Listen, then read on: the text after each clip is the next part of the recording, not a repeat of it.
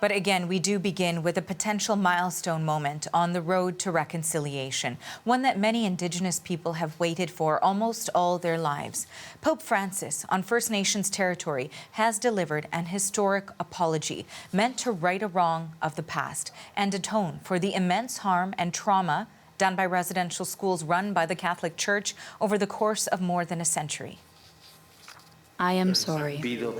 I ask forgiveness in particular for the ways in which many members of the Church and of religious communities cooperated, not least through their indifference, in projects of cultural destruction and forced assimilation promoted by the governments of that time, which culminated in the system of residential schools. Now, Francis made his highly anticipated address to a crowd of hundreds at a powwow ground in central Alberta. His apology comes at a time of national reckoning and on the first full day of what he calls a pilgrimage of penance to Canada. It follows an apology he made at the Vatican earlier this year. But will it go far enough to make amends to residential school survivors and descendants, each on their own personal and emotional journey of healing? The CBC's Renee Filipponi is in Maskwacis, the scene of the landmark apology. So, Renee, take us through what happened there and what more the Pope had to say. Well, the crowds have already cleared out very quickly because there are a lot of logistics that went into pulling off this event here today in Maskwacis. Everyone needs to go to park and rides and get on buses to get back to where they came from. So they're already taking the chairs down.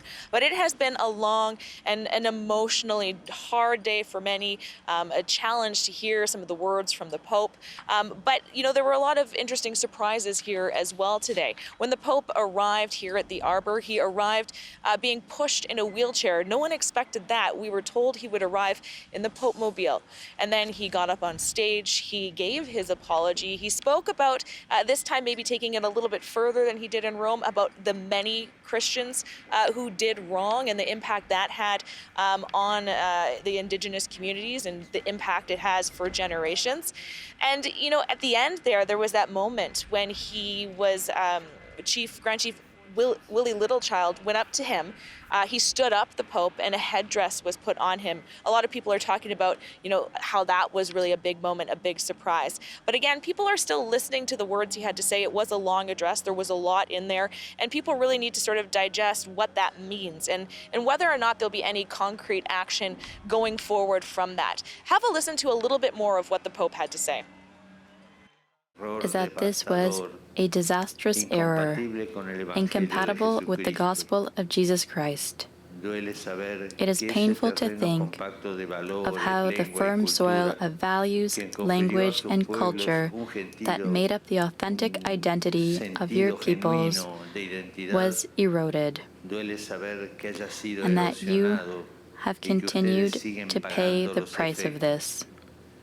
In the face of this deplorable evil, the Church kneels before God and implores His forgiveness for the sins of her children. I myself wish to reaffirm this with shame and unambiguously.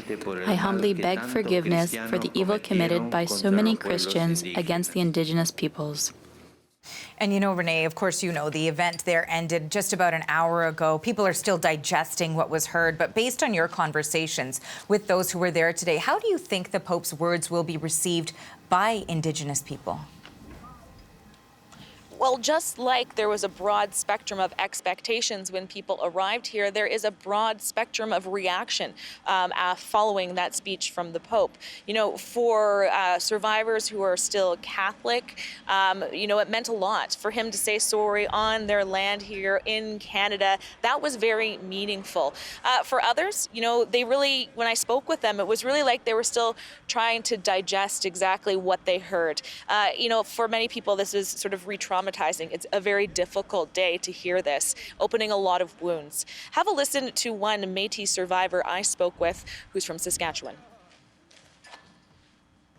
It was very emotional. I don't know, like, do we celebrate? I'm just not quite sure. You know, I have to digest all this.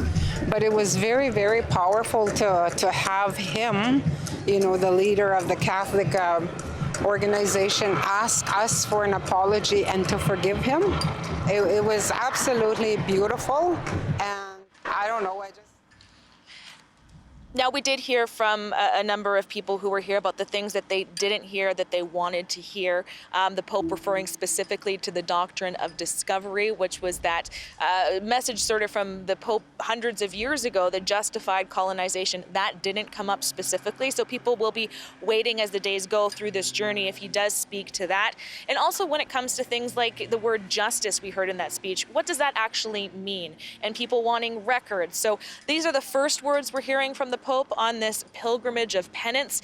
It's going to be action going forward that people are going to want to see when we hear from him again here in Edmonton, in Quebec City, and then last in Iqaluit. Thanks for this, Renee. That is the CBC's Renee Filipponi in Maskwacis, Alberta. So for reaction, I spoke with Tiffany Preet. She is a member of the Blood Tribe, an assistant professor at the University of Lethbridge, and a residential school researcher. I asked her what she thought of the Pope's words.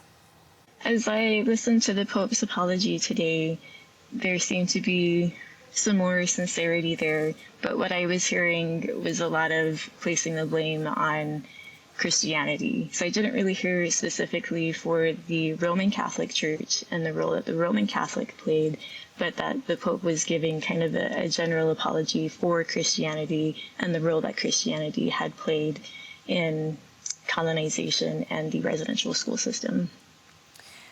I know you were watching along, of course, the coverage of that apology, and part of it was how those who were there listening reacted to the words of the Pope. And of course, everyone's reactions will be very different depending on where they are on the journey and how, of course, they view this. And we heard the Pope say, "I am deeply sorry for the ways in which, regrettably, many Christians supported decolonizing mentality of the powers that oppress the Indigenous peoples." And when we heard that, there was audible applause and cheers. What did you make of that reaction? I think it's nice for some Indigenous peoples to hear that. It's not something that has been, said before and has been highly anticipated from the Pope. And as you said, every Indigenous person is on their own journey with healing. And so for some people, this apology might be enough for them. For other Indigenous peoples, it might require more work in order for them to continue on with their healing journey. That was residential school researcher Tiffany Preet in Lethbridge, Alberta. She's an assistant professor with the University of Lethbridge Sociology Department.